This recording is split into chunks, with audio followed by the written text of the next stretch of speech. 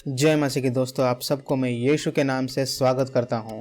आज हम बात करेंगे सॉन्ग ऑफ सोलोमन यानी श्रेष्ठ गीत के बारे में, जहां जाकिर नाइक, अहमद दीदात, शब्बीर अली और उनके अंधे चेले ये दावा करते हैं कि इस किताब में उनके नबी मोहम्मद का नाम हिब्रू भाषा यानी इब्रानी भाषा में लिखा गया है। आज का वीडियो बहुत ही शर्मिंदा भरा है उन मुसलमानों के लिए जो इस बात को मानते हैं, और वीडियो देखने के बाद गालियों की बरसात हो जाएगी, क्योंकि इस तरह का रेफिटेशन वीडियो इस्लाम का शायद ही किसी ने देखा होगा।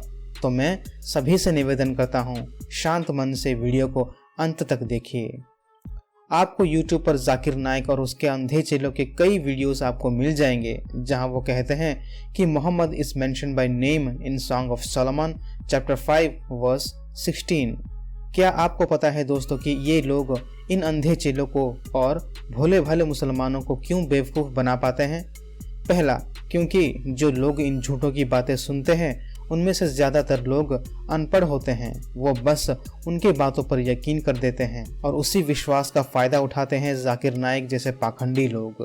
दूसरा, जो लोग पढ़े लिखे होते हैं वो खुद अपना दिमाग लगा के कभी ये नहीं सोचते कि चलो एक बार मैं खुद जाके उस अध्याय को पढ़ लूँ जहाँ मेरे धर्म के नबी के बारे में लिखा गया है। अगर वो लोग उस अध्याय को पढ़ लेते तो सबसे पहले वो इन झूठों का भांडा फोड़ते और वो अपने धर्म के लोगों को भी सही बात बता के उनका भला करते। लेकिन नहीं, जब उनका धर्म, उनके खुदा ही यही सिखाता है कि अगर धर्म के लिए झूठ बोलना पड़े तो बोल दो, तब हम तो क्या, कोई भी उनसे क्या उम्मीद कर सकता है। लेकिन दोस्तों, ये दुनिया को जिसने बनाया है, इस ब्रह्मांड को जिसने बनाया है, वो कहता है कि हमेशा सत्य कहो और जो सवाल पूछे उसे सच्चा जवाब दो, ताकि भोले भाले लोग इन कपटियों के जाल में ना फंस जाएं। चलिए टॉपिक की ओर आते हैं। सॉन्ग ऑफ सोलोमन या श्रेष्ठ गीत। कई मुसलमान अपना नाम, अपना रुतबा, पैसा कमाए इस किताब को एक गंदी किताब बोल के। जी हाँ दोस्तों, सारे मुसलमान और उनको कॉपी करते हुए कुछ हिंदू भी रट्टा मार के कहते हैं कि श्रेष्ठ गीत एक गंदी किताब है। लेकिन बहुत ही अचंभे की बात है कि उसी गंदी किताब में उनके नबी का नाम ढूंढ के इन्होंने साबित कर दिया कि इनके नबी भी उसी गंदगी का एक हिस्सा है। कितने मुसलमान हैं ये मानोगे? हमने 3 से 4 वीडियो बना दिया इसी टॉपिक के ऊपर, लेकिन आज तक एक भी मुसलमान, करीबन 1.6 बिलियन 1.6 अरब मुसलमान हैं दुनिया में, किसी ने अपने नबी और अपने खुदा की इज्जत बचाने की कोशिश नहीं की। जाकिर नाइक को झूठा बोल के बस गंदी गंदी गालियां देते हैं कमेंट सेक्शन में और साबित करते हैं कि यही इनकी शिक्षा है। कौन है वो मुसलमान जो ये कह दे कि सॉन्ग ऑफ सोलोमन, जिसे हम मुसलमान बाइबल की एक गंदी किताब मानते हैं और उसमें हमारे नबी का नाम लिखा गया है, तो हमारे नबी भी उसी गंदगी का हिस्सा है? अपना नाम कमेंट्स में लिख सकते हैं। ये अंधे चेले अपने नबी और खुदा के भी अपमान कर देंगे, लेकिन जाकिर नाइक, अहमद दीदात, शब्बीर अली को कभी झूठा नहीं कहेंगे, क्योंकि शायद ये लोग उनसे बड़े हैं। जाकिर नाइक, अहमद दीदात, शब्बीर अली और उनके अंधे मुसलमान चेलों के हिसाब से मोहम्मद समलैंगिक, मतलब जो पुरुष दूसरे पुरुष से प्रेम करता है, और शव का मुक्त है, मतलब जो इंसान एक दूसरे मरे हुए इंसान है उससे शारीरिक संभोग के रूप से आकर्षित होता है, उसे शव कामुक इंसान कहा जाता है।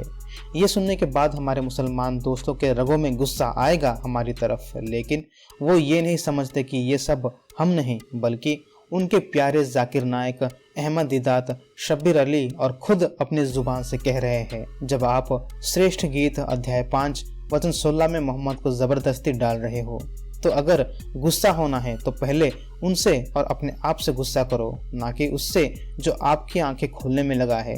तो चलिए जानते हैं श्रेष्ठ गीत के बारे में। श्रेष्ठ गीत एक काव्य रूपी पुस्तक है जो दिखाता है एक स्वामी और उसकी धर्म पत्नी के प्यार और शारीरिक इच्छा।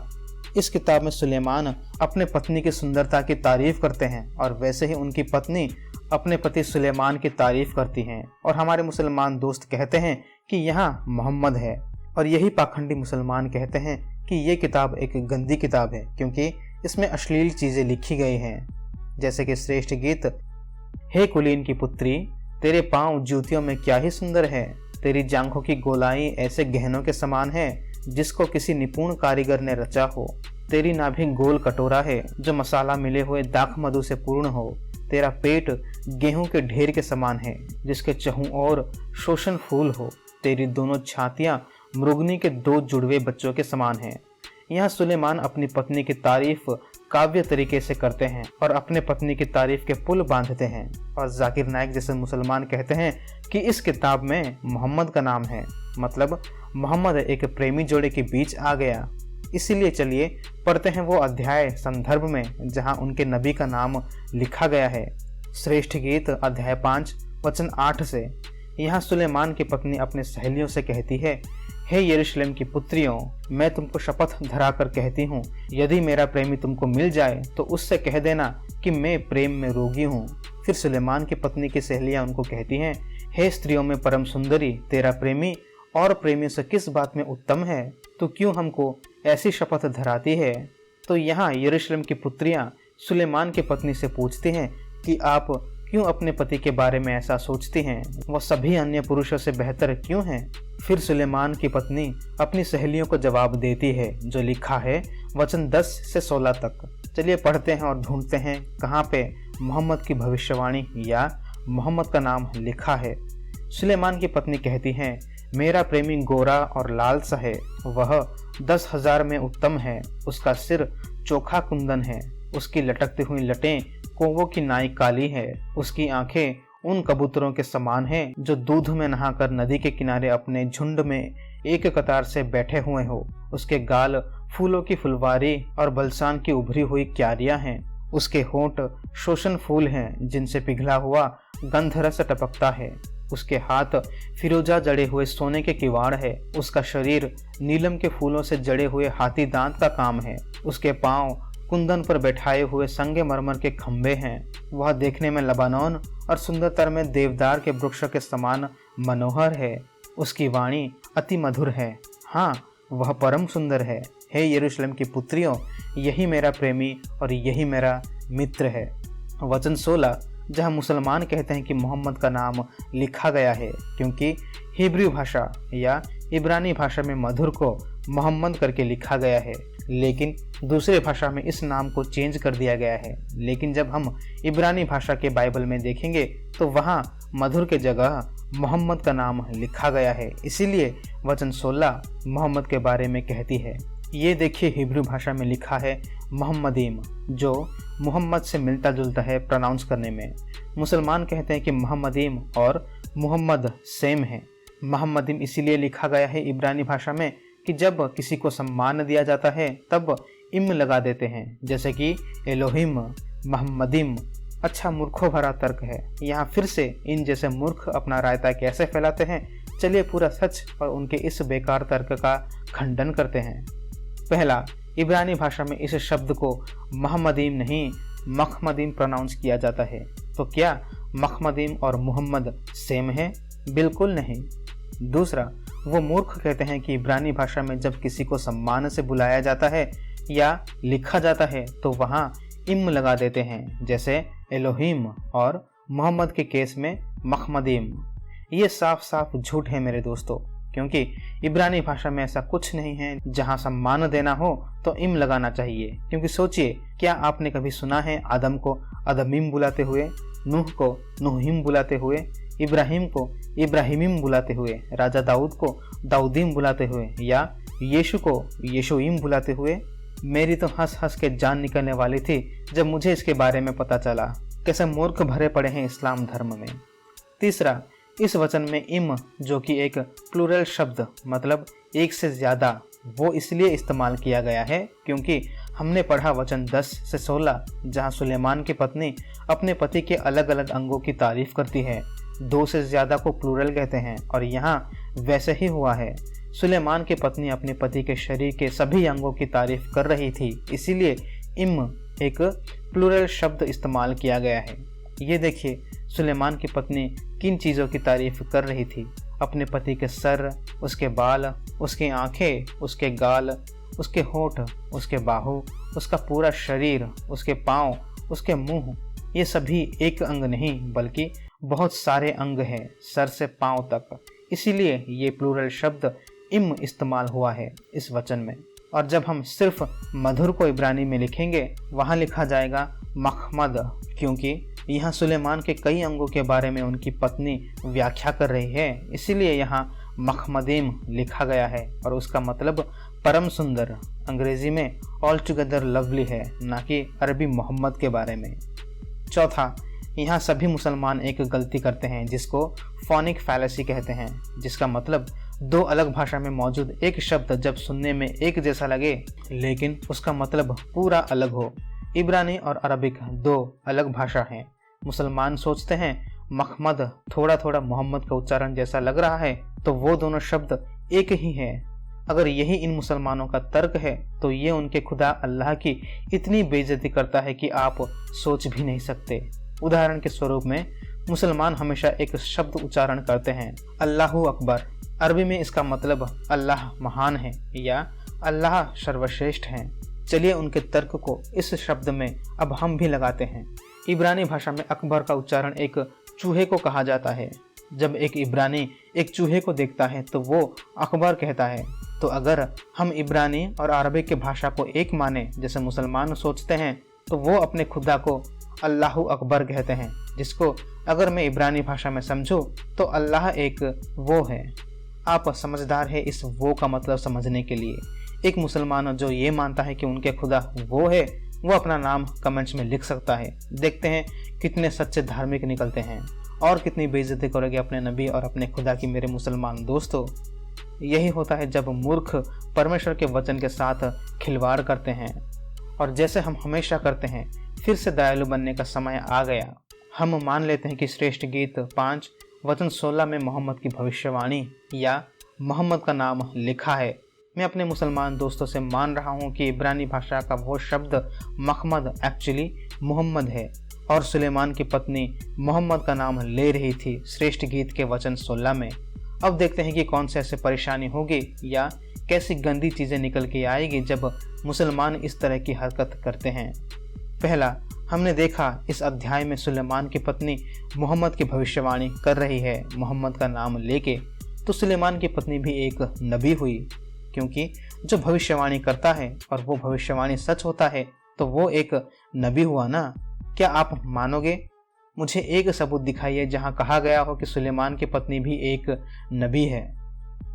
दूसरा, इस अध्याय में सुलेमान की पत्नी एक मर्द के शरीर की तारीफ कर रही हैं, और ये सही होगा जब वो अपने पति सुलेमान की तारीफ कर रही थी। लेकिन नहीं मेरे दोस्तों, मुसलमान जोर दे के कहते हैं कि ये मोहम्मद के बारे में है।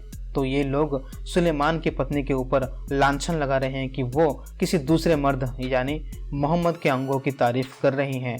ये तो सीधे तौर से सुलेमान की पत्नी का अपमान है। क्या आप मानोगे?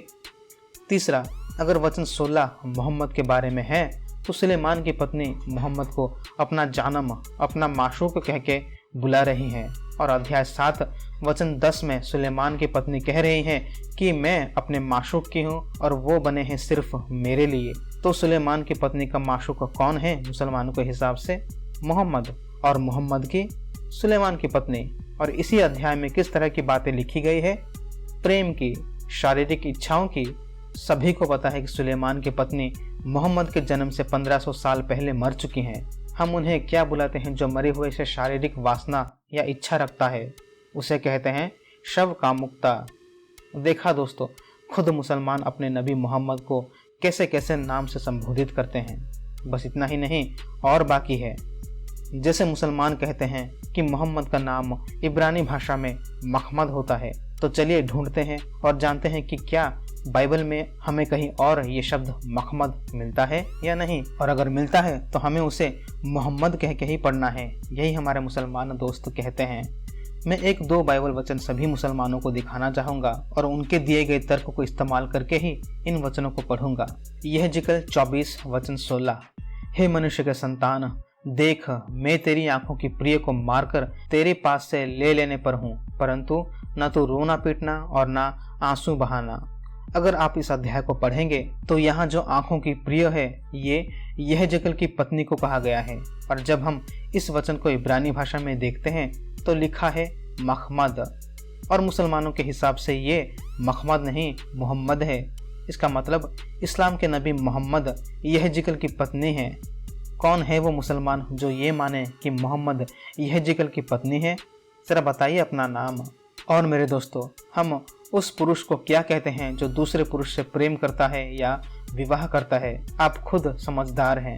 चलिए एक और पढ़ते हैं, इसी अध्याय 5 वचन छोड़ के, वचन 21।